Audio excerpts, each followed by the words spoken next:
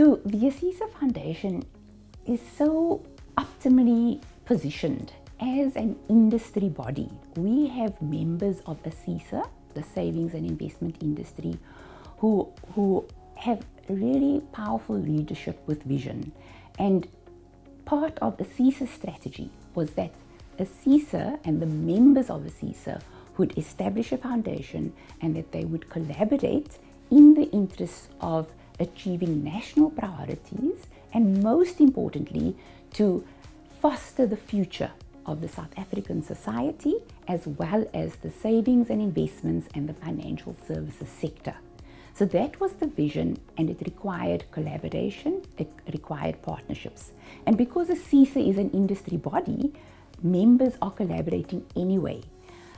Then there is legislation like the Financial Sector Transformation Code, which requires members to do financial education. So members could either do it in their own capacity, or they could collaborate and pool their resources together, whether it's their skills or their funds, and that would just enable focused initiatives to take place to the extent that it has happened in the ASISA Foundation.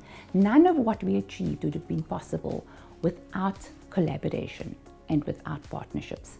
And so we have a wonderful experience of how generally competitors in the marketplace have come together to collaborate through this vehicle of the ASISA Foundation. They've pooled their resources, and part of celebrating our 10 years campaign is to demonstrate the power of collaborations and partnerships.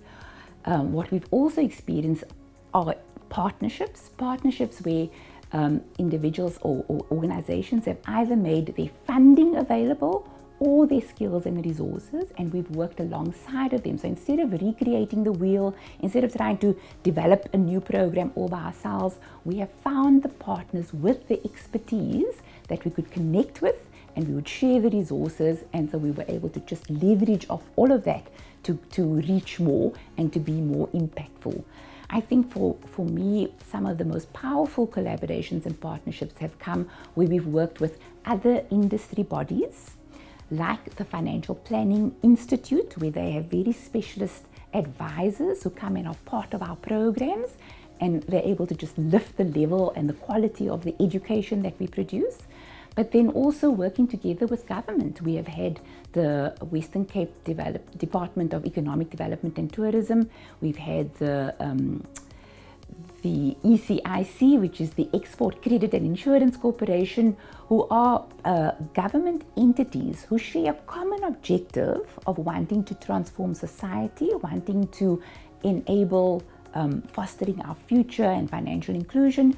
And they have not just once, but 3-4 years consistently continued to partner with us through their funding, but also in being part of managing and steering the actual projects that we are involved in. And so it's been exciting collaborations and partnerships that we've been able to engage with.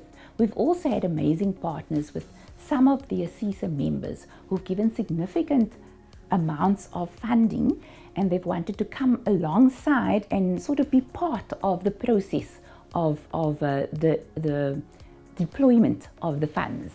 But they've also brought the expertise, their skill, the insight, the access to reaching the beneficiaries of the foundation, and it's been wonderful. We've had absolutely amazing partnerships.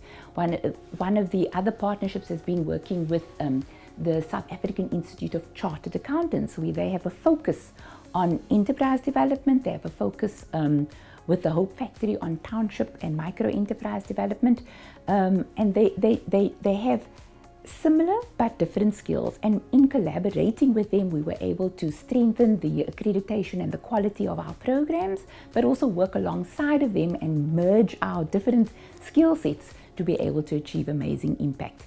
So that's been a great privilege. We have many partnerships. I can talk about many, but we are so thankful for people that have come on board, come alongside of us, and helped us to get to that next level. The biggest and the most powerful partnerships have been with our implementing partners. The ASISA Foundation as an entity itself is really very small. We have an amazing team of passionate program managers and team that's focused on making sure that we deliver according to our mandate. But we can't do it ourselves. So we have a range of partners who are able to deliver our programs to targeted beneficiaries in the ways that are most appropriate for them. So for instance, we run a program that works or that does broad financial education, but targeted at workers or targeted at university students or at TVET college students.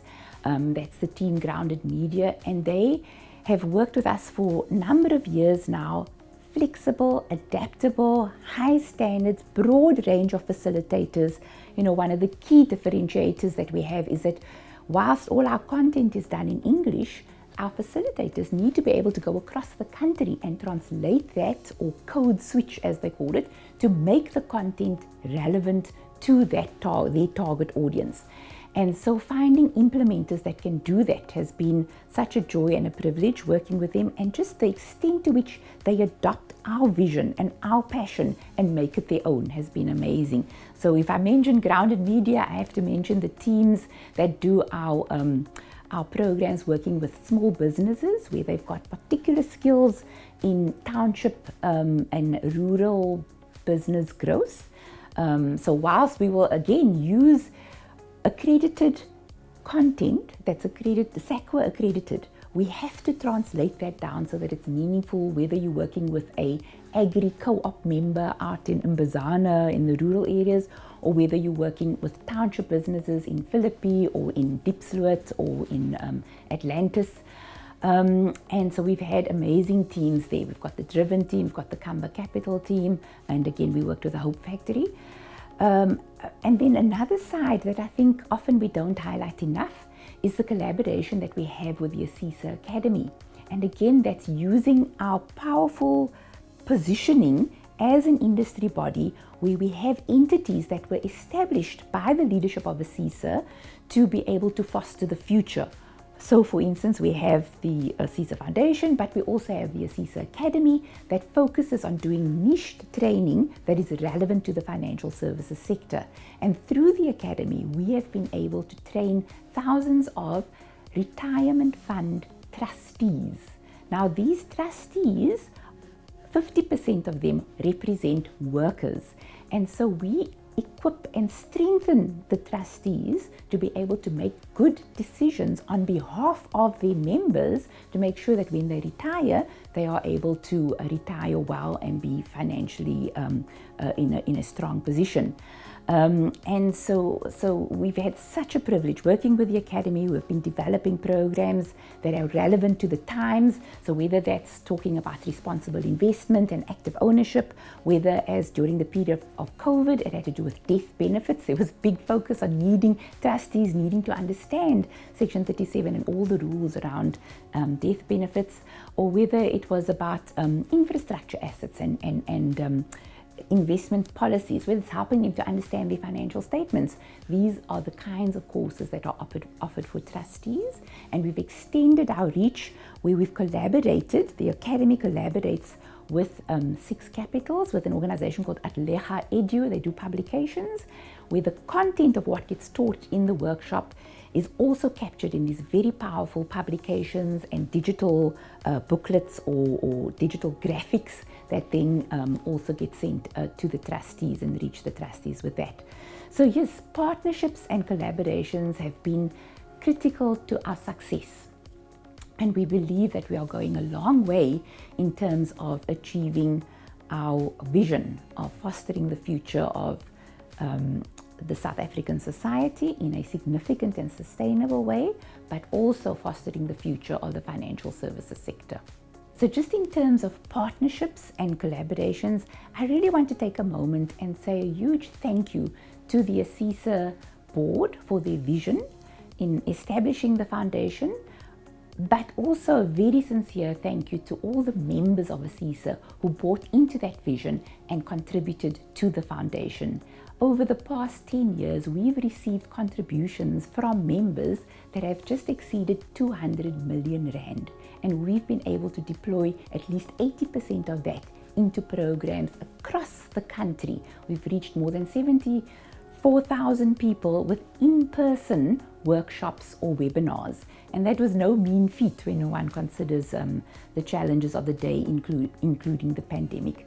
So I really want to highlight the fact that none of our achievements of the past 10 years would have been possible without collaborations and partnerships, but people being prepared to put their money where their mouth is and literally have made contributions and come alongside of us as strategic partners to enable the achievement of the vision.